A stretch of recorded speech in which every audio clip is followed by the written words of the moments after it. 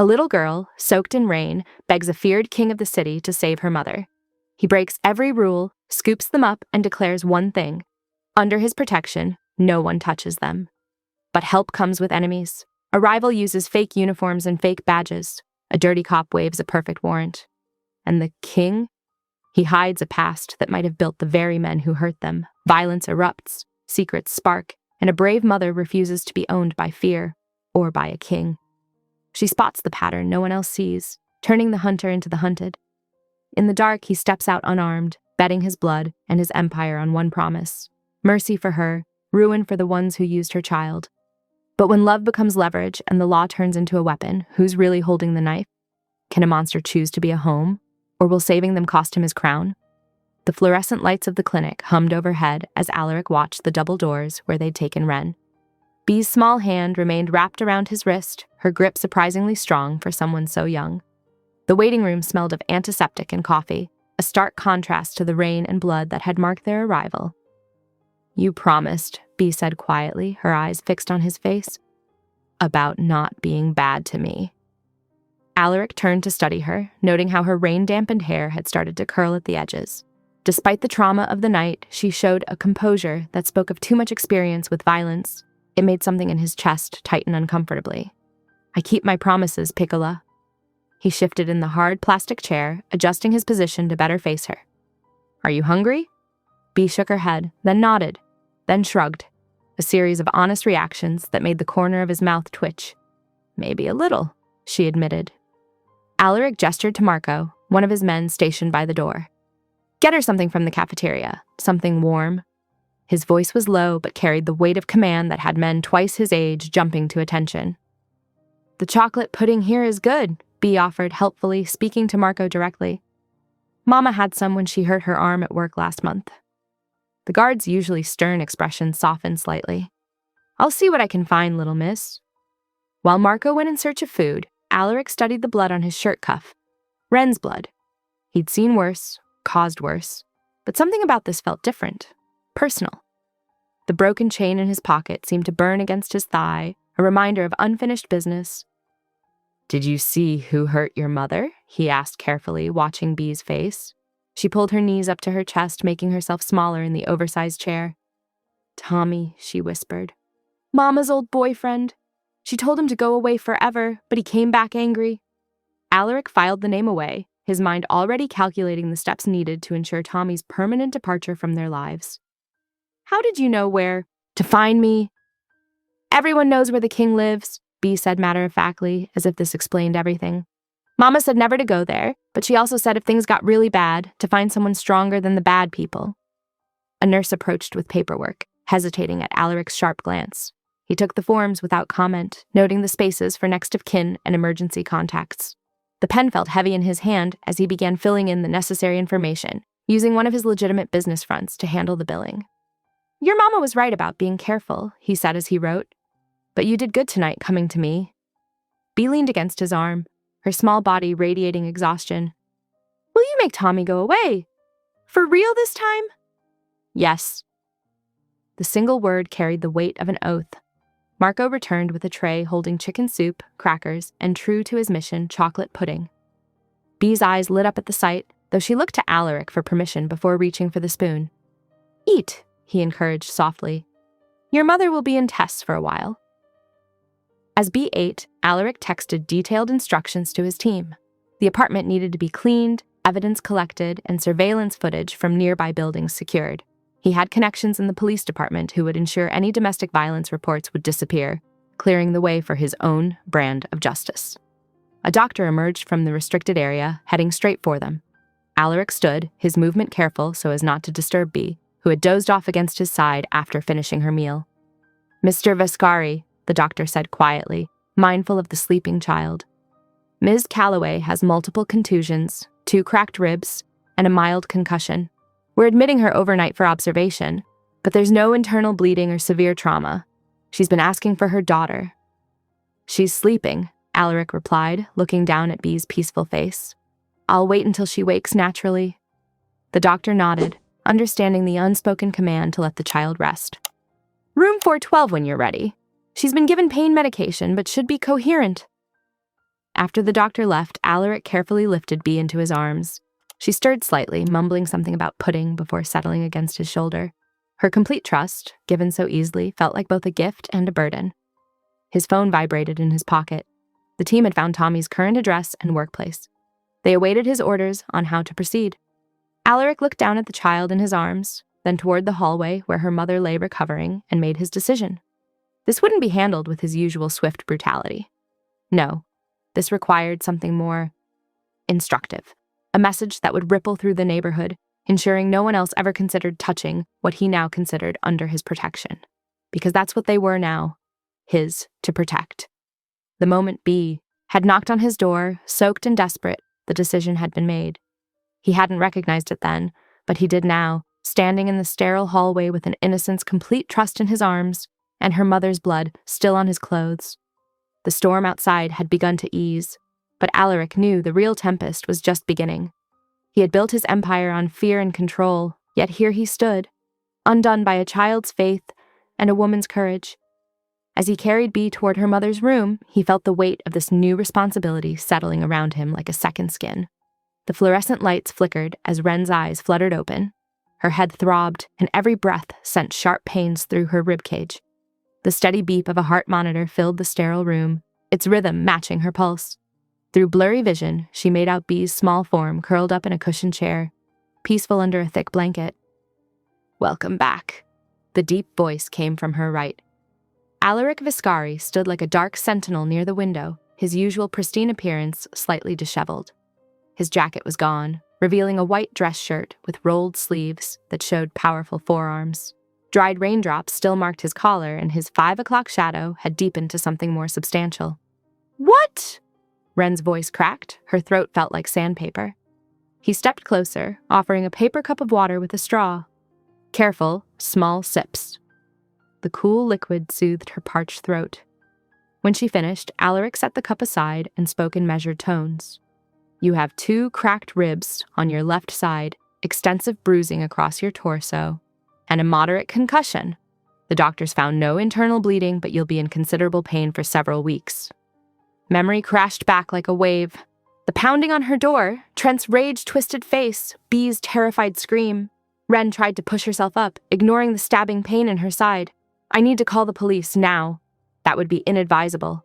Alaric's voice remained calm, but his eyes hardened. "My men swept your apartment. The lock was professionally jimmied. This wasn't a random break-in. Your neighbor, Mrs. Chen, identified Trent Malloy. She says he's been demanding protection money from everyone at the diner." Wren's hands clenched in the thin hospital sheets. "How do you know all this?" "I make it my business to know." He moved closer, towering over her bed. "This isn't over. Malloy won't stop." "Stay away from my daughter," Wren hissed, though her voice trembled. "We don't need your kind of help." A small sound drew their attention. Bee stirred, rubbing sleep from her eyes. When she saw Alaric, she climbed down from her chair and padded over to him, reaching for his hand without hesitation. "Is Mama better now?" Her small fingers wrapped around his much larger ones. Something in Alaric's expression softened as he looked down at Bee. "The doctors took good care of her. She needs rest." Wren watched their interaction with growing unease. Her daughter, usually so shy with strangers, trusted this dangerous man completely. The same man who'd carried Wren to safety when she could barely breathe through the pain. "You can leave at noon," Alaric continued, his tone businesslike once more. "I'll have a car waiting to take you home." "No." Wren forced herself to meet his gaze. "I appreciate the medical care, but we're going back to our lives. My apartment, my job, my way."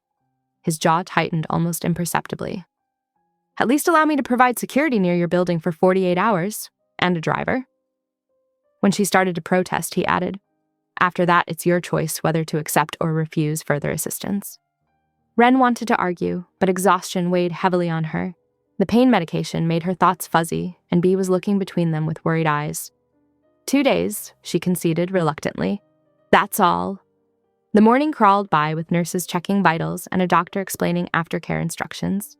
By noon, Wren was dressed in clean clothes someone had brought from her apartment. She tried not to think about strangers in her home, and signing discharge papers with shaking hands. She didn't see Alaric check his phone, didn't notice his expression darken at the message waiting there. A photo of her fire escape. Timestamp 5:30 a.m. He deleted it before she could glimpse the screen, then spoke quietly to one of his men about doubling the security detail. The doctor handed Ren prescriptions for pain medication and muscle relaxants, along with strict instructions for rest and follow-up care. Bea hadn't left her side since waking, holding her hand and watching everything with solemn eyes. "Ready to go home, baby?" Ren asked, trying to sound stronger than she felt. Bea nodded but glanced at Alaric. "Will you visit us?" Before Ren could intervene, Alaric crouched to Bea's level. "If your mother says it's okay." His voice was gentle, but his eyes met Ren's with unmistakable intensity. "I'll make sure you're both safe." A wheelchair waited by the door. Hospital policy, they insisted. Ren sank into it, holding back a groan as her ribs protested. Outside, a sleek black car idled in the private parking area, a driver standing at attention beside it. The afternoon sun cast long shadows through Ren's apartment windows as she stood in the doorway. Bea's small hand clutched in hers. Everything looked exactly as they left it, except for the bathroom. The tile floor gleamed, scrubbed clean of blood. On the counter sat a clear evidence bag containing the broken brass chain from her necklace, the one Trent had yanked. Her hands trembled as she put away the few items they'd brought from the clinic. "How about we have a quiet afternoon, sweetie? Maybe watch that movie you like?" "The one with the dragons?" Bea asked, already pulling out her worn DVD case. "That's the one." Ren forced a smile, though her ribs screamed with every movement. Across the street, Alaric sat in his black sedan, phone pressed to his ear. "I want everything on Malloy's crew. Their haunts, their habits, their weaknesses," his voice was ice, "and find out who's backing them. This reeks of amateur hour with professional funding."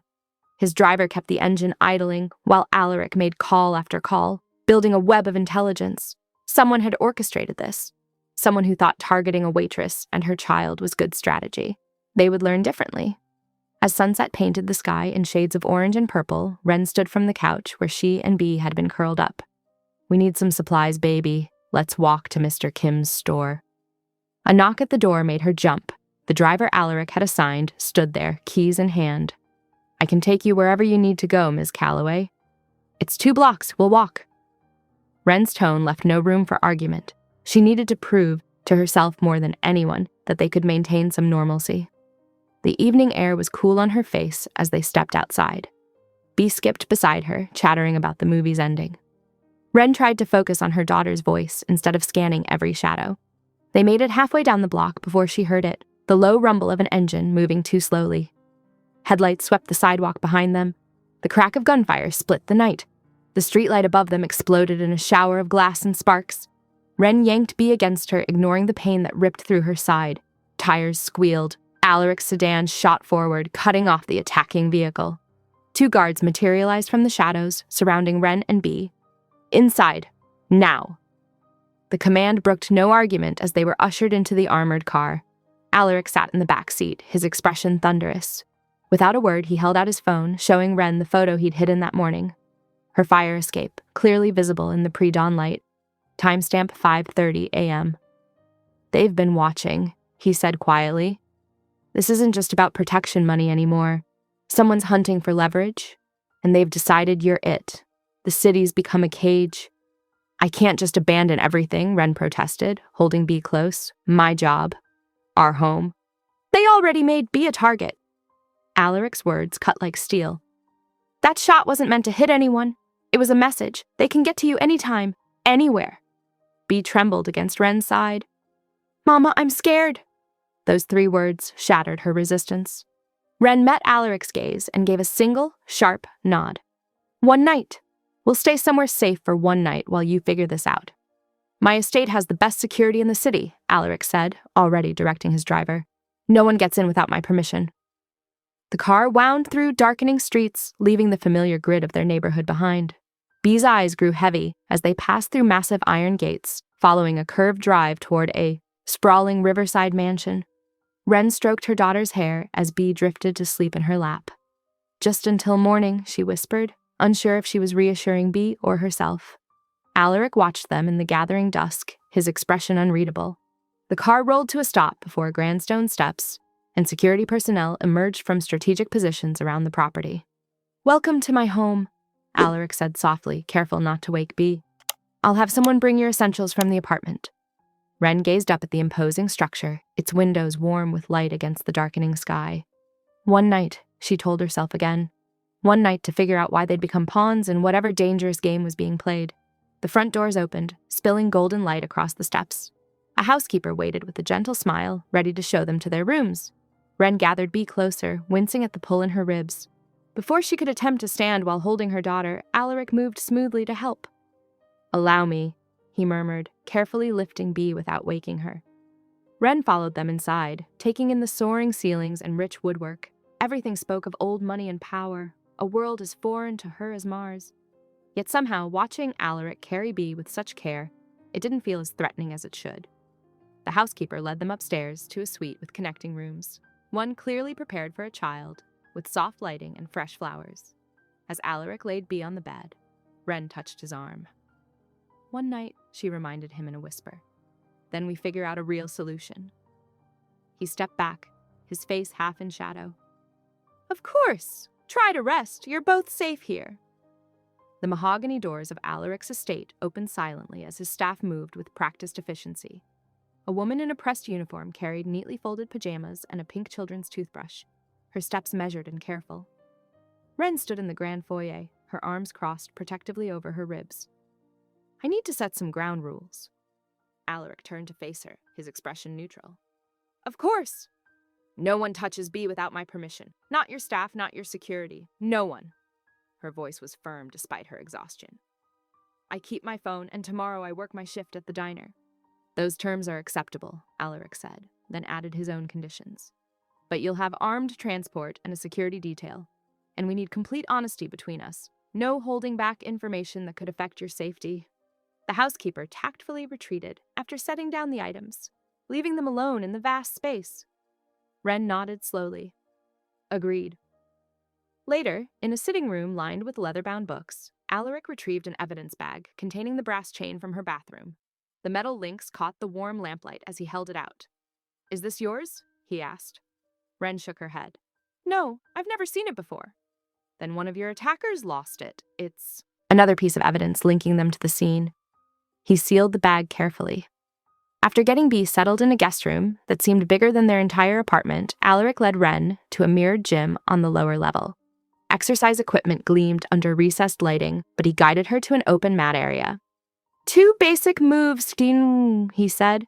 "That's all we'll cover tonight, given your injuries. But they could save your life." He positioned himself behind her, his hands gentle as they adjusted her stance. "If someone grabs your wrist from behind—" His fingers circled her arm, demonstrating without pressure. "You pivot like this, using their momentum against them." The heat of his chest against her back sent an unexpected shiver through her. His cologne, subtle and expensive, filled her senses. When he guided her through the counter move, their bodies moved in perfect sync.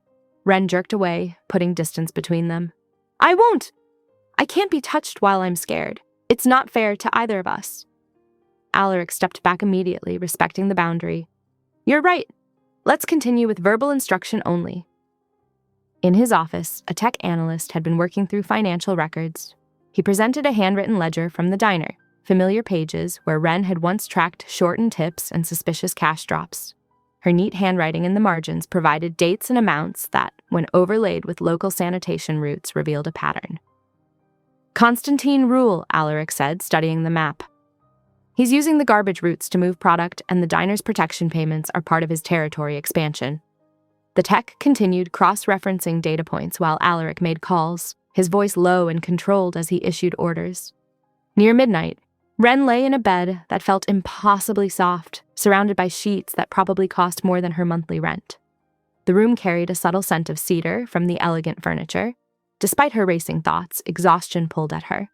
Across the hall, Alaric stood at a floor-to-ceiling window, his reflection ghostly against the dark glass. The river below moved like black silk, its surface occasionally broken by passing boats. His phone connected to his lieutenant. "Full perimeter for tomorrow's movement," he ordered. "I want eyes on every approach to the diner, and I want to know the moment Rule's people show their faces." He paused, listening. "No, she won't cancel her shift. We adapt to her terms while keeping them safe." In the guest room, Bee slept peacefully, her small form dwarfed by the king-sized bed. A security camera in the hallway monitored her door, its feed displaying on tablets carried by trusted guards. The estate's grounds remained silent except for the regular patrol patterns of Alaric's men. Wren drifted between sleep and wakefulness, her body aching, but her mind still processing the day's events. The luxury surrounding her felt surreal, like a dream she might wake from to find herself back in their cramped apartment. But the pain in her ribs was real, as was the fear that had driven them here. Alaric continued his vigil by the window, his reflection showing the tension in his shoulders. His world of power and violence had collided with Wren's, and now he had to find a way to protect them without smothering the independence that made her strong. It was a delicate balance, one he couldn't afford to get wrong. The night settled around the estate like a heavy cloak. Security cameras tracked movement in the trees, thermal sensors monitored the perimeter, and armed guards maintained their posts. Inside, 3 people tried to find rest while knowing tomorrow would bring new challenges. For Wren, sleep finally came with the steady rhythm of rainfall against the windows. For Alaric, the night stretched ahead as he coordinated security and gathered intelligence. And for Bee, peaceful dreams came easily, unaware of the complex adult world shifting and realigning around her. The estate's kitchen glowed with early morning light, stainless steel appliances gleamed, and the scent of fresh coffee filled the air. At one end of the marble island, Bee hunched over a white napkin, her tongue poking out in concentration as she drew with borrowed colored markers. "It's for you," she announced, sliding the napkin toward Alaric. A lopsided crown decorated one corner, surrounded by wobbly stars. "Because you helped my mama." Alaric's expression softened as he accepted the gift, handling the simple napkin as carefully as a priceless artifact. Wren watched from her place at the counter, noting how his usual stern demeanor cracked just slightly. She tugged at the borrowed cashmere sweater that probably cost more than her weekly paycheck. "I need to work my shift," she said, meeting his gaze. "Just 4 hours. I can't hide forever." "You won't be alone," Alaric replied, folding the napkin and tucking it into his jacket pocket. The diner's familiar neon sign buzzed overhead as they arrived. Inside, the morning rush was in full swing, the clatter of plates and murmur of conversations creating a normal backdrop. Wren tied her apron with practiced movements while Alaric settled into a corner booth with a newspaper, his position giving him clear sight lines to every entrance. 2 of his men took strategic positions, one at the counter, another near the emergency exit. They blended well, looking like ordinary customers, nursing coffee and checking phones. But Wren noticed how their eyes constantly scanned the room. Steam rose from coffee pots as Wren worked, muscle memory taking over despite her aching ribs. She delivered plates, refilled mugs, and tried to ignore the weight of Alaric's watchful presence. The newspaper in his hands never turned a page. The bell above the door jangled an hour into her shift. Trent Malloy's swagger preceded him, flanked by 2 thugs who probably thought leather jackets made them look tough. The morning.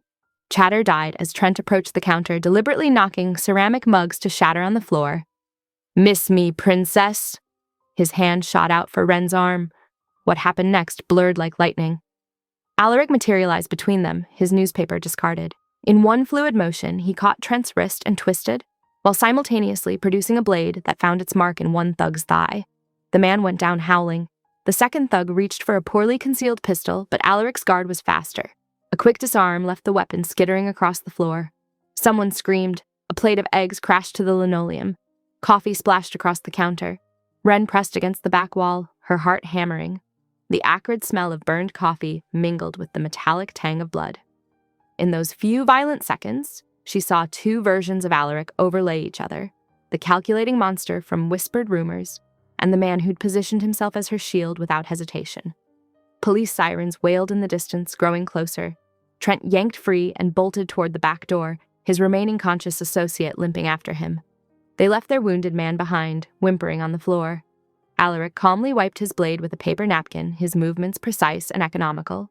No wasted motion, no dramatic flourish. Just the controlled efficiency of someone who'd done this countless times before. The other customers huddled in their booths or fled through the front door. Wren's coworkers stared open-mouthed as Alaric's security team smoothly managed the scene, one of them already calling in a cleaning crew. "Your shift is done," Alaric said quietly, his voice carrying no room for argument. He guided her toward the back exit, away from the approaching sirens. In the alley behind the diner, steam billowed from a ventilation duct, creating an otherworldly atmosphere. The moisture beaded on Wren's borrowed sweater as Alaric reached into his coat. He withdrew Bee's purple knit hat, the one she'd left in the car earlier, and placed it in Wren's trembling hands. His fingers brushed hers as he transferred the hat, the touch feeling like a promise. "I'm going to end this," he said, his words carrying the weight of an oath. "Clean and final." The hat's familiar wool grounded Wren in reality. She clutched it close, breathing in the faint scent of her daughter's shampoo while processing the violence she'd just witnessed. The man before her had moved like death itself, yet those same hands had so gently passed her this small piece of home. Sirens echoed closer, bouncing off brick walls. Steam continued to curl around them, creating a pocket of unreality in the grimy alley. The diner's back door stayed closed, muffling the chaos inside where Alaric's people were no doubt managing the situation with the same efficiency he'd shown with his blade. A drop of water fell from the vent above, landing on Wren's cheek like a tear. She didn't brush it.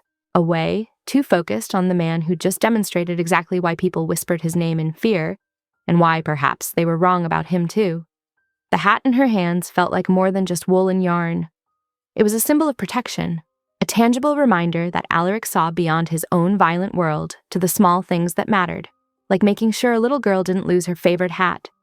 The same attention to detail that made him lethal also made him observant of such simple needs. Steam continued to roll past them, creating shifting curtains in the morning light. The alley remained their bubble of stillness while the world churned with activity on either end. Police lights flashing out front, traffic flowing past the other exit, neither intrusion breaching their moment of understanding. The afternoon sun slanted through the estate's kitchen windows, warming the marble counters as Wren dabbed antiseptic on Alaric's knuckle. His hand dwarfed hers, but he held perfectly still, watching her careful movements. "Does it sting?" she asked, her touch gentle around the small cut. "I've had worse." His voice was low, meant only for her. Bee sat nearby on a cushioned stool, her legs swinging as she bent over her drawing. Colored markers squeaked against paper as she created 3 stick figures beneath a lopsided crown. Her tongue poked out in concentration, completely absorbed in her artwork. "Do kings get lonely in big houses?" Bee asked suddenly, not looking up from her drawing. Alaric's expression softened in a way Wren hadn't seen before. "Sometimes," he answered, his voice so quiet it seemed to surprise even him. "Even kings need family." Wren's fingers stilled on his hand, caught by the unexpected vulnerability in his tone. Their eyes met briefly, before she resumed cleaning the cut, her cheeks warming. Later, after lunch and stories, Bee curled up on the library sofa for her nap, clutching her purple hat like a security blanket. Wren tucked a throw blanket around her daughter's shoulders, brushing dark curls from her forehead. She found Alaric in the doorway, watching them with an unreadable expression. As she approached, the air between them grew thick with unspoken words. They stood close enough that she could smell his cologne, something expensive and subtle, like cedar and night air. "I need to tell you something," he said, leading her just outside the library. "Years ago, when I first took over, I let money blind me. Made alliances that hurt people. People like you and Bee. A girl once called me a monster." His jaw tightened. "She wasn't wrong." Wren studied his face, seeing the weight of past decisions in the lines around his eyes.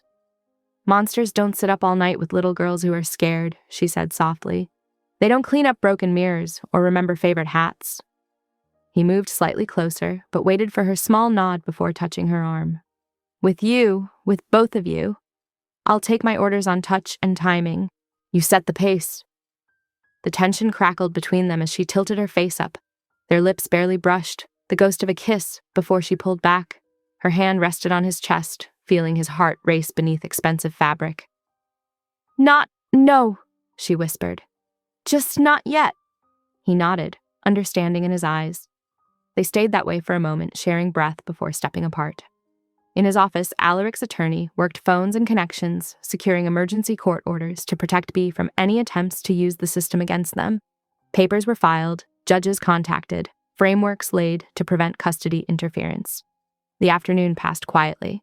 Wren helped Bee with homework, while Alaric handled business calls in his study. Security teams rotated shifts outside. The estate settled into an almost normal rhythm, if you ignored the armed guards and bulletproof windows. As dusk approached, Wren stood at the kitchen window watching the sky turn purple.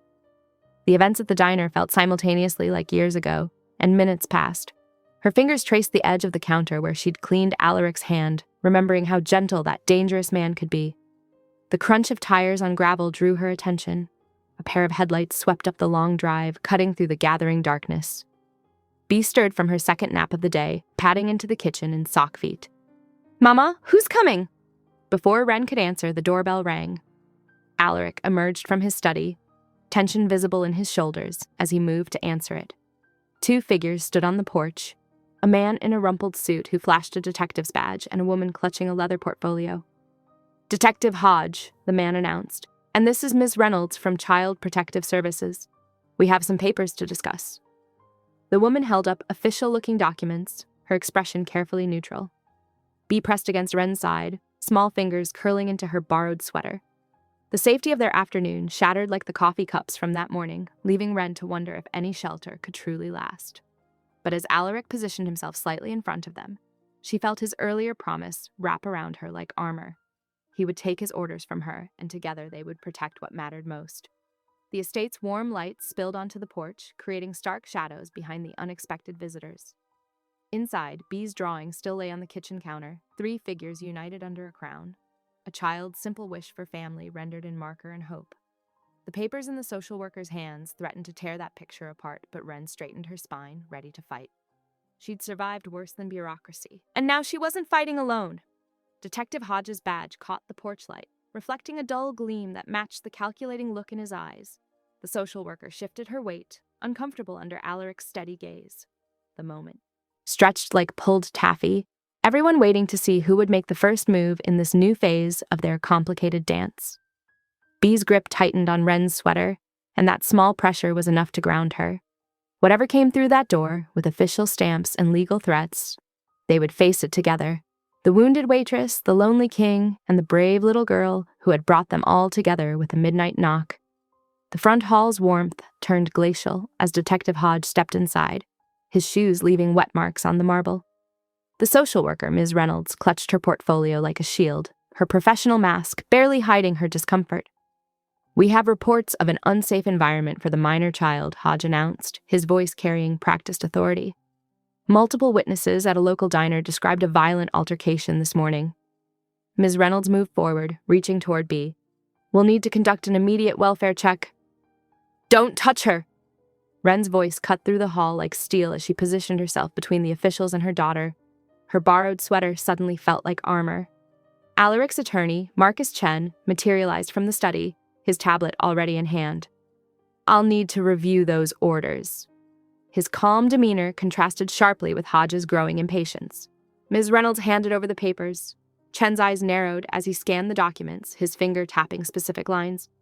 There seemed to be several irregularities here. "Such as," Hodge challenged, but a muscle in his jaw twitched. "Wren's middle initial is incorrect. The case number format is inconsistent with family court standards." Chen looked up, his expression professional but unyielding. "Most notably, Judge Harrison's signature appears here, but she hasn't signed ex parte family orders since her transfer to corporate law 6 months ago." Bee pressed closer to Wren's side, her small hand finding her mother's. Alaric stood near the door, his presence a silent warning. "Furthermore," Chen continued, producing his own set of documents, "we have emergency guardianship protections already in place, filed this afternoon with proper jurisdiction and chain of custody." Hodge's composure cracked slightly. His hand twitched toward his pocket, then stilled. "These allegations require investigation by properly authorized channels," Chen finished, "which these papers are not. I suggest you verify your documentation and return through appropriate legal avenues." The social worker shifted uncomfortably, clearly sensing the fraudulent nature of their mission. "Detective, perhaps we should consult with the department." "This isn't over," Hodge muttered, but his retreat was already beginning. He backed toward the door, maintaining a facade of authority that fooled no one. Minutes later, on the wet driveway, Wren watched their car disappear into the darkness. Rain misted her face as Alaric moved beside her, his voice low and controlled. "Hodge is Constantine Rule's man," he explained. "This was never about welfare checks. They wanted Bee as leverage." The fear that had gripped Wren's chest transformed into something harder, more focused. "Tell me about Rule." Former financial consultant turned Bratva strategist. He prefers using legal systems as weapons. Alaric's eyes tracked the darkness beyond the gates. "He's trying to prove I've grown weak." Wren wrapped her arms around herself, mind racing. "There has to be a way to stop this without more violence, cut off the head without spilling blood." You want a legal strike? Alaric studied her face, something like admiration flickering in his eyes.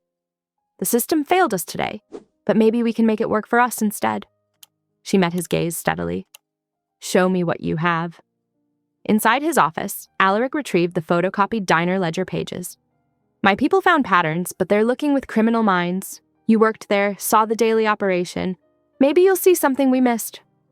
Wren spread the pages across his desk, remembering her habit of noting short-changed tips and irregular payments. Give me time with these. The evening deepened as Wren settled at the desk, pen in hand, while Bee dozed on the office's leather couch. She circled dates, drew connecting arrows, her waitress's memory for details finding rhythms in the numbers that had seemed random before. On the terrace outside, Alaric worked his phone, his voice carrying faintly through the glass. He called in markers from private bankers, pressed a federal contact about shell company regulations. Each conversation built another fence around their safety, another trap for their hunters. Rain painted patterns on the windows as Wren worked, her notes spreading across a legal pad. The same dates kept appearing, always 3 days after large deposits. Supply trucks that came at odd hours, cash drops that never quite added up to the reported totals. In the soft lamplight, Bee stirred briefly, murmuring something about crowns before settling deeper into sleep. Wren paused in her work to brush hair from her daughter's forehead, marveling at how this small person's safety had brought her into Alaric's world of power and shadow. Through the glass doors, she could see Alaric pacing the wet terrace, phone pressed to his ear. His voice was too low to hear now, but his intensity was visible in every movement. He was calling in favors, leveraging old debts, all to protect them from men who used paper and bureaucracy as weapons. The ledger pages held secrets in their columns and coffee stains. Wren returned to them, determined to find the pattern that would give them an advantage. Her pen moved across the paper, marking connections between dates and deliveries, building a map of money and influence that might lead them to victory. Outside, rain continued to fall on Alaric's dark kingdom, while inside, Wren fought with different weapons: observation, memory, and the detailed knowledge of someone who had watched from the margins. Together, they were building a cage of law and evidence around Constantine Rule, preparing to show him that true power wasn't always measured in violence. The office clock ticked steadily, marking time as Wren worked and Alaric made his calls, their separate skills weaving together into a strategy that might just keep them all safe. Bee slept on, unaware of the plans being laid to protect her future, while her mother's pen scratched another note, another connection, another piece of the puzzle that would help them survive. Dawn crept over the estate, painting golden streaks across Alaric's study. Wren stood at his desk, coffee mug warming her hands as she spread the ledger pages in a new configuration. Dark circles shadowed her eyes. She'd been up most of the night connecting dots. Look here, she said, tapping dates with her fingernail. Every Tuesday and Friday, but not the city's published schedule. And the weights recorded. She pulled out her phone, showing a photo she'd snapped weeks ago of a regular garbage truck. Municipal trucks have standard load limits. These numbers are way off. Alaric leaned closer, his shoulder nearly touching hers. They're using sanitation routes as cover. Perfect camouflage. Who looks twice at garbage trucks? Wren took a sip of coffee. The driver, heavy-set guy, salt and pepper beard. He'd park behind the diner twice a week, always checked his phone before loading. Getting confirmation signals. Alaric's jaw tightened. We can use this. He made 3 quick calls, assembling a surveillance team. Wren listened as he outlined a controlled test, shadowed the suspicious truck that afternoon, document everything. I'm coming with you, she said when he hung up. Absolutely not. His voice was steel. I know their faces, their timing. I've watched them for months without knowing what I was seeing. She set down her mug. You need me to confirm it's the same crew. It's too dangerous. More dangerous than staying here while they try to take my daughter. Her chin lifted. I'm done being passive. Their gazes locked in silent battle. Finally, Alaric nodded. My SUV, bulletproof, seatbelt stays on. He paused. Bee? She needs to stay safe. There's a tutor I trust, former professor, fully vetted. She can use the schoolroom here. Bee took to the arrangement with surprising enthusiasm, especially when the tutor produced art supplies and science experiments. Wren hugged her tight before leaving, breathing in her daughter's familiar scent. At 2:15 p.m., the convoy rolled out. Wren sat beside Alaric in the black SUV, hyper-aware of his presence. 2 vehicles followed, carrying his security team. The almost kiss from yesterday lingered between them, adding another layer of tension to the already charged atmosphere. "Turn left here," Wren directed, recognizing the route. "They always come down Castro Street. First!" Alaric relayed the instruction through his earpiece. The convoy shifted, maintaining discreet distance from each other. They waited 20 minutes before a white sanitation truck appeared, matching the schedule Wren had documented. "That's him," she whispered, recognizing the driver. "See how he keeps checking his phone?" Alaric's hand tightened on the steering wheel. They followed the truck through a maze of side streets, watching it stop at seemingly random dumpsters. At each one, the weight of the bags loaded didn't match the size. "Product hidden in waste bags," Alaric murmured. "Classic misdirection." The afternoon stretched on. Wren's shoulder brushed Alaric's when he took sharp turns, each contact sending sparks through her skin. She caught him watching her once, his eyes dark with something beyond professional focus. The truck led them to an industrial area under the highway overpass. Alaric's team had already set up a construction diversion, complete with orange cones and reflective vests. The truck was forced to slow, giving Wren clear shots of license plates, driver, and crew. Her fingers flew over her phone, sending images to Alaric's attorney. Each photo would become another piece of evidence in the federal case they were building. This wasn't about territory or street justice anymore. This was about using the system that had failed them to bring down Constantine's network. "Good work," Alaric said softly as the truck disappeared around a corner. His hand moved as if to touch hers, then withdrew. Wren's heart raced, and not just from the surveillance operation. The confined space of the SUV seemed to crackle with unspoken words and untaken chances. Yesterday's almost kiss played on repeat in her mind, the soft brush of his lips before she'd pulled back. Not ready, but not refusing. "We should head back," she said, her voice slightly unsteady. "Bea will be finished with her lessons soon." Alaric nodded, but before he could start the engine, his phone lit up with messages from his attorney. The photos were already being compiled into a formal dossier, ready to present to federal agents who owed him favors. "This is how we fight them," Wren said, reading over his shoulder. "Not with guns or threats, but with paper and proof." The setting sun painted the overpass in shades of amber and shadow. Around them, Alaric's men maintained their construction worker facade, keeping watch while appearing to repair non-existent road damage. The air in the SUV grew heavier with things unsaid. Wren found herself studying Alaric's profile, the sharp line of his jaw, the calculating intelligence in his eyes. This man who could orchestrate violence without blinking had chosen to fight this battle her way instead. For her. For Bea. The moment stretched, filled with possibility, until Alaric finally turned the key in the ignition. The engine's purr broke the spell, reminding them of the work still ahead. They had evidence now, ammunition of a different sort than Alaric usually employed. Soon, it would be in the hands of federal agents, and Constantine's careful schemes would begin to unravel. They drove back toward the estate. In comfortable silence, the tension between them softened by shared purpose and growing trust. The sun sank lower, painting the city in twilight hues, while behind them, the photos that might change everything winged their way through secure channels toward justice. The night air crackled with tension as orange flares arced across the underpass, casting eerie shadows. The fake sanitation truck's engine roared as it tried to force its way through the staged construction zone. Metal screamed against metal, and Alaric's lieutenant, Marcus, didn't jump back fast enough. The bumper caught him, sending him sprawling. Blood immediately darkened the asphalt. "No!" Wren was out of the SUV before Alaric could grab her, survival instincts overridden by her EMT training. She dropped to her knees beside Marcus, already yanking her belt free from her jeans. "Need a fire extinguisher?" she shouted, wrapping the belt above Marcus's leg wound. Her hands moved with practiced efficiency, despite the chaos around them.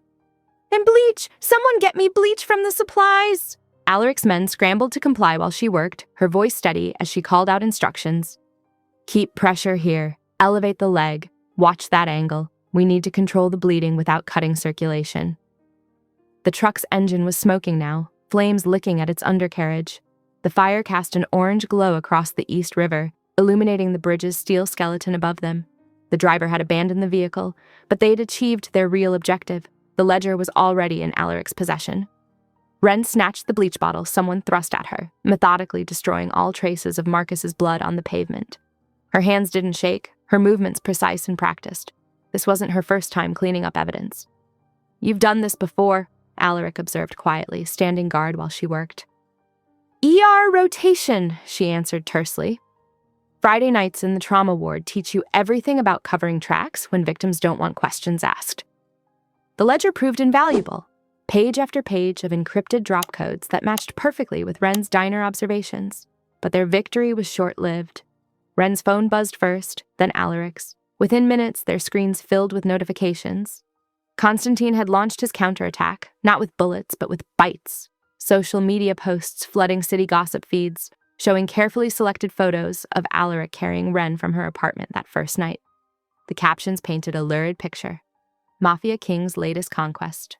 Poor waitress, selling herself for protection. Each post more sensational than the last, designed to destroy Wren's reputation and paint her as a willing participant in the underworld. "He's trying to isolate you," Alaric said grimly, scrolling through the posts. "Make you toxic to normal society." Wren's hands, steady through the medical crisis, began to shake. "My job, my apartment." As if on cue, her phone chimed with a text from her landlord. "Immediate eviction notice. Your presence poses danger to other tenants. Clear out by end of week." The phone slipped from her fingers. Alaric caught it before it hit the ground, but he couldn't catch the sob that tore from her throat. Everything she'd built, her careful construction of a normal life for Bea, was crumbling in real time. They returned to the estate in silence, Wren holding herself together until they collected Bea from the schoolroom. The little girl was sleepy, but excited about her art projects, chattering about watercolors and science experiments as they walked to their rooms. Once Bea was tucked in, Wren finally broke. In the hallway outside her daughter's room, she turned to Alaric and simply crumpled. He caught her against his chest, her tears soaking his shirt while his arms formed a protective cage around her. "I can't start over again," she whispered. "I can't keep running." "You won't have to," Alaric's voice rumbled in his chest. "You will never have to beg for shelter or safety again, I swear it." He meant it on every level, legal, material, personal. His hand stroked her hair while he spoke into his phone, giving rapid instructions to his attorney. "Secure a new lease immediately. Something in her name alone, but with our security infrastructure. Western Heights area. Make it look independent of our holdings." He paused, listening. "Yes. Start moving funds through the shell corporations. I want everything locked down where Constantine can't trace it back as leverage." Wren's sobs quieted as she listened to him systematically rebuild her safety net. This wasn't just protection. It was independence. He wasn't offering to keep her. He was ensuring she could stand on her own. "The social media posts," she hiccuped. "They'll follow me." "We'll handle it," he promised.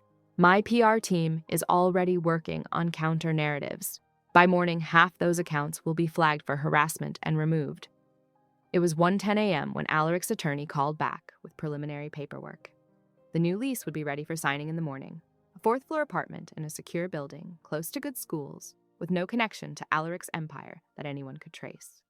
Wren sat in an armchair, emotionally drained but finally calm, while Alaric paced the room, issuing more instructions. She watched him move, this dangerous man who'd become her sanctuary, and felt something shift in her chest. He wasn't trying to own her or control her. He was using his power to give her choices. The night had brought violence, destruction, and attempted character assassination. But it had also shown her something profound. There were different kinds of strength. Hers had saved Marcus's leg and protected evidence. Alaric's was working to rebuild what Constantine had tried to tear down. Outside the estate windows, the city lights glittered like stars fallen to earth.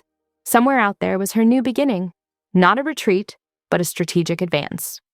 Alaric's quiet voice continued in the background, arranging the pieces of her future while keeping them separate from his empire, protecting her autonomy even as he ensured her security. Cardboard scraped against polished wood as Wren unpacked another box in the guest room. The space felt too pristine, too removed from her reality of secondhand furniture and DIY repairs. She'd been organizing the few belongings they'd managed to retrieve from her apartment, trying to make this temporary shelter feel more like home.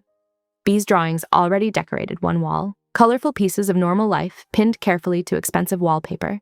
Wren touched one corner of a crayon masterpiece, smiling at the 3 stick figures holding hands under what looked like either a sun or a crown.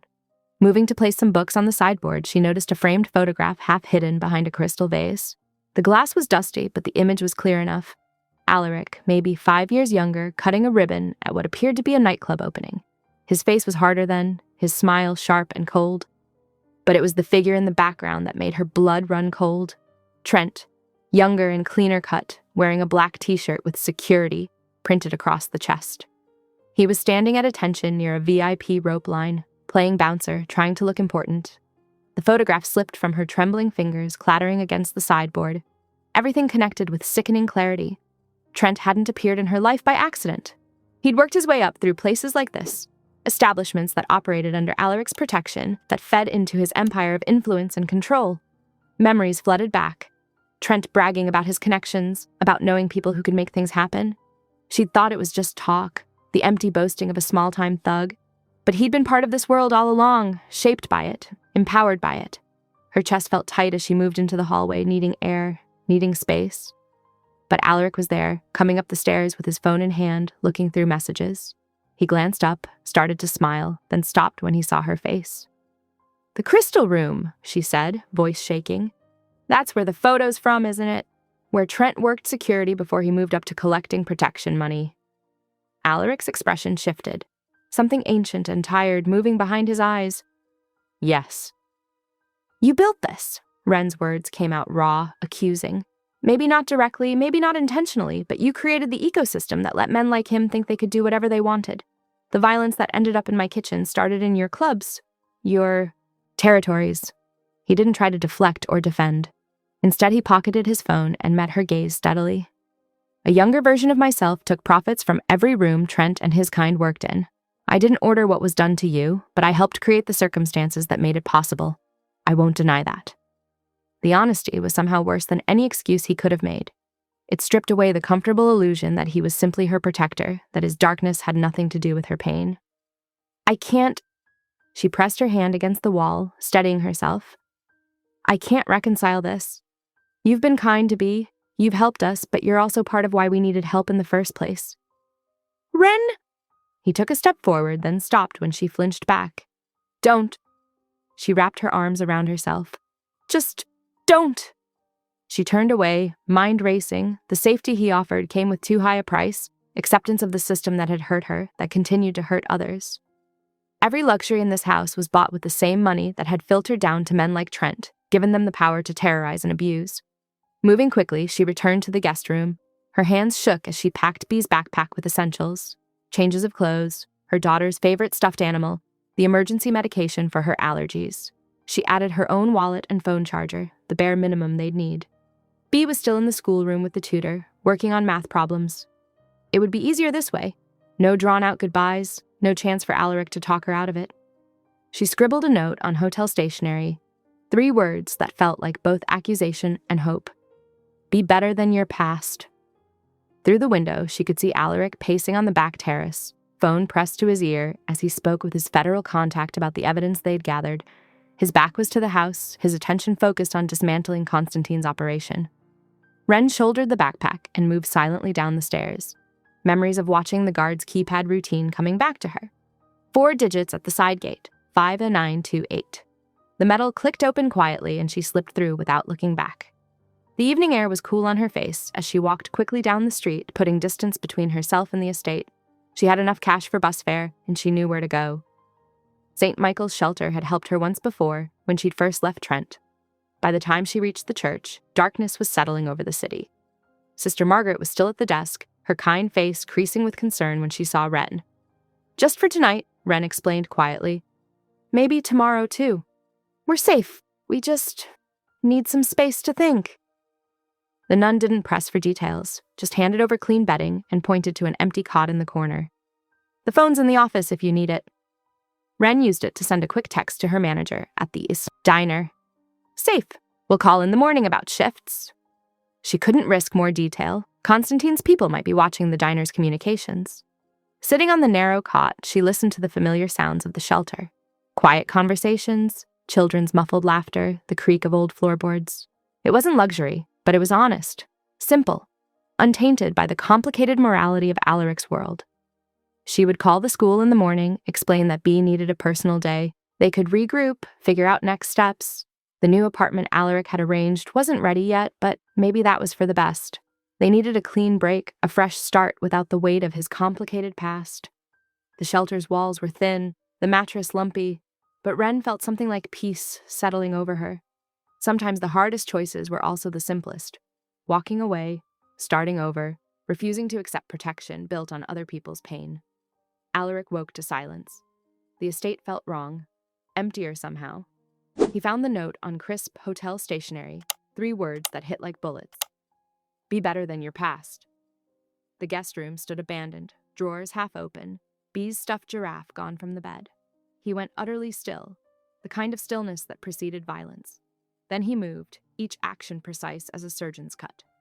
Find me everything on Constantine's accounts, he ordered into his phone. I want his networks throttled, his data streams choked. Turn this city into a cage. His voice carried no emotion, just cold command. His tech team responded instantly. Screens lit up across the city as they traced digital footprints, hunting for any signal of Ren and B's movements. A ping on B's library card made his pulse jump. A branch near the river had logged activity 30 minutes ago. Alaric was in his car before the next update came through, his driver taking corners too fast as they cut through early morning traffic. But they arrived minutes too late. The library's fluorescent lights hummed overhead as a clerk described what she'd seen. The little girl was with her mother, the woman said, adjusting her glasses. And a police officer, plainclothes. He showed some kind of papers, said something about protective custody. Hodge. The name tasted like ash in Alaric's mouth. The corrupt detective had moved faster than expected, taking advantage of Ren's flight to spring another trap. Did you see which way they went? Alaric kept his voice carefully neutral, though his hands wanted to break something. They had a dark sedan. Headed east, I think. The clerk frowned. The little girl seemed upset. Alaric was already moving, phone pressed to his ear as he issued new orders. Money flowed through the underground like water, and every river had its source. He needed leverage. Fast. It took 3 hours and enough cash to buy a house before he found someone willing to flip. A street-level runner, barely out of his teens, shaking as he spilled what he knew. There's a meet tonight, the kid stammered, eyes darting between Alaric and the exit. Old ferry terminal by the industrial park. Constantine wants a video. Something to break you with. Break me how? Alaric's voice could have frozen hell. Public confession about the protection rackets, the money laundering, everything. He says he's got leverage that'll make you talk. B. The leverage was B, and by extension, Ren. Constantine knew exactly which strings to pull. Alaric assembled his crew with mechanical efficiency. Each man was vetted, loyal, and lethal. They loaded tactical gear into unmarked vans while Alaric himself packed a med kit. He knew Ren. She would put herself between any blade and her daughter. The thought made something in his chest constrict painfully. I want clean shots only, he instructed as they geared up. No collateral. We go in quiet, we get them out, we finish this. The sun was setting as they moved into position around the terminal. The old building hulked against the darkening sky, rust-streaked walls telling stories of better days. Alaric could see movement through the high windows, guards patrolling the catwalks, shadows shifting behind frosted glass. Inside a locked storage room, Ren held B close, her daughter's face pressed against her shoulder. Their breath fogged in the cold air as footsteps echoed overhead. Remember what I told you, Ren whispered, her voice barely audible. If anyone tries to grab you, bite them, B finished, small hands fisted in her mother's shirt. But Mama, why did the policeman bring us here? He wasn't nice like before. I know, baby. Ren stroked her daughter's hair, mind racing. She had to buy time, had to find a way out. The terminal was a maze of corridors and catwalks. There had to be an escape route Constantine's men hadn't covered. More footsteps above, then the scrape of a key in the lock. Ren pushed B behind her as the door creaked open, revealing Hodge's familiar bureaucratic smile. Time for a family reunion, he said, reaching for B. Ren shifted, keeping herself between them. Her eyes darted past him to the hallway beyond, mapping distances and angles. The windows were too high, the doors too well guarded, but there had to be a way. There was always a way. Metal rang against metal somewhere in the building, maybe a door, maybe something else. Ren felt B tense behind her as the sound echoed through the terminal's hollow spaces. The light through the high windows had faded to deep purple, the last remnants of sunset painting, shadows across the concrete floor. Footsteps continued to move across the catwalk overhead, steady and measuring, like a metronome counting down to something inevitable. Ren drew a slow breath, remembering the self-defense moves Alaric had shown her in his mirrored gym. The memory stung now, trust built and broken in the space of days. But she pushed the pain aside. What mattered was B. Everything else was secondary. Whatever happens, she whispered to her daughter, stay behind me and remember, fight hard if you have to. Above them, the footsteps continued their steady pace, back and forth across rusted metal, while the night pressed closer against the terminal's grimy windows. Harsh lights snapped on, blinding Ren as the red recording light of a phone camera blinked to life.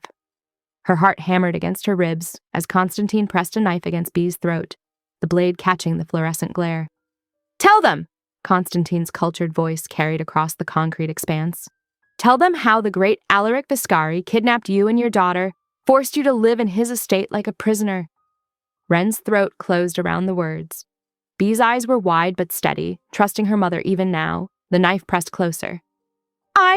Ren began, her voice cracking. "My name is Ren Calloway. 3 days ago, Alaric Viscari." A shadow moved at the edge of her vision. Alaric stepped into the light, hands raised, face carved from stone. His gun clattered to the concrete as he pushed it away with his foot. "Let them go," he said, voice deadly quiet. "Your quarrel is with me." Above them, metal creaked as snipers adjusted their positions on the catwalk. Ren counted 3 distinct movements, mapping their locations in her mind. Constantine's smile widened as he tightened his grip on Bee. The mighty king, surrendering for a waitress and her brat. He pressed the knife closer, drawing a tiny bead of blood. How disappointing. The lights went out. Ren moved instantly, diving sideways as gunfire erupted above. In the chaos, she heard a sharp yelp from Constantine. Bee, brave girl, had sunk her teeth into his wrist, just as they'd practiced. The knife clattered to the ground. Heavy footsteps charged toward her, Hodge trying to grab her in the darkness. Ren's fingers closed around the tire iron she'd spotted earlier. She swung hard, feeling the satisfying crunch as metal met knee. Hodge howled. A shot cracked through the terminal. Alaric grunted but kept moving. Ren caught glimpses of him in the strobing muzzle flashes as he crossed the space in long strides. He slammed into Constantine with controlled violence, lifting the other man bodily toward the railing. Time seemed to suspend. Ren saw the decision flash across Alaric's face, the easy ending, the final solution that would remove the threat forever. But he remembered her words about wanting a legal end. In one fluid motion, he spun Constantine away from the edge, zip ties appearing from nowhere to bind his wrists. The glow of a phone screen illuminated their faces as Alaric held up a tablet. Your offshore accounts through the Cayman Shell companies, falsified waste management permits, wire transfers to Officer Hodge, all time-stamped and verified. Constantine's face went slack as he scrolled through the evidence. This is impossible. The feds have had it for hours, Alaric said coldly. Your empire is already falling. Sirens wailed closer, their sound bouncing off the terminal's metal walls. Hodge scrambled to his feet, limping toward a side exit, but one of Alaric's men materialized from the shadows and drove him to the ground. Emergency lights flickered on, casting everything in a sickly green glow. Boots thundered on concrete as federal agents poured through the doors, weapons raised, shouting orders. Constantine's snipers dropped their weapons, hands raising slowly. Mama! Bee broke free from the agent checking her for injuries and ran to Ren, wrapping her arms around her mother's waist. Ren crushed her daughter close, breathing in her familiar scent beneath the fierce sweat and metal tang of the terminal. Alaric stood apart, one hand pressed to his bleeding shoulder, watching as agents cuffed Constantine and read him his rights. His face was pale but composed until Ren met his eyes. I choose you over the Empire, he said simply, swaying slightly. Both of you. Then his knees buckled as blood loss caught up with adrenaline. Medics rushed forward with a gurney, their urgent voices echoing off the terminal's high ceiling. Ren held Bee tighter as she watched them work, her heart stuttering at how close they'd all come to a different ending. The terminal buzzed with activity.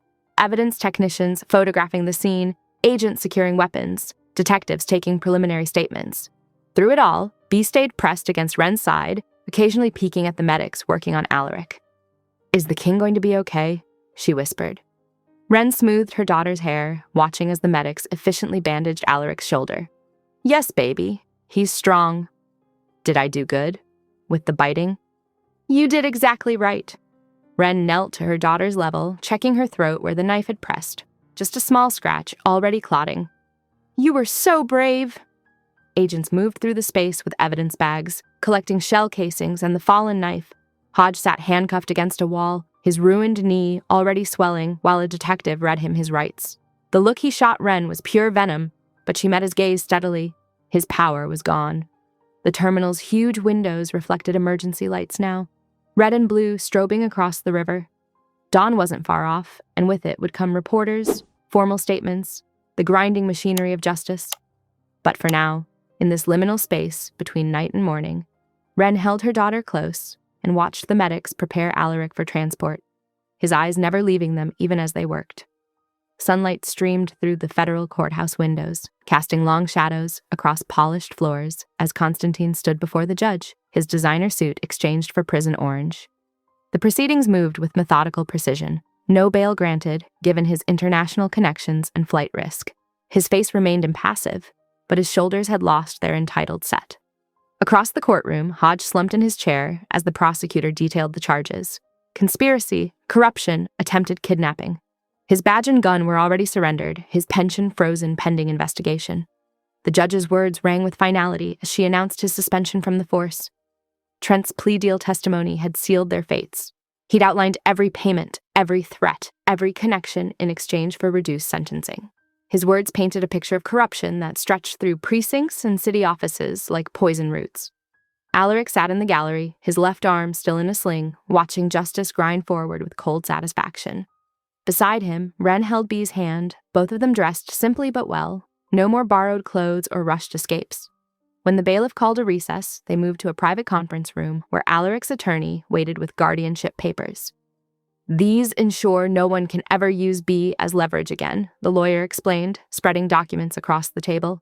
Mr. Viscari will be listed as her legal guardian alongside Ms. Calloway, with full protective rights. Wren read every page carefully, her finger tracing each clause. Alaric watched her, noting how she'd grown more confident in these formal settings, no longer intimidated by men in expensive suits. She signed with steady hands, and he added his signature below hers, the movement pulling at his healing shoulder. All properly witnessed and notarized, the attorney confirmed, gathering the papers. I'll file these immediately. Over the next few days, life reshaped itself with surprising speed. The small storefront Wren had been eyeing transformed into a street-front clinic with a coffee window, a place of healing and comfort combined.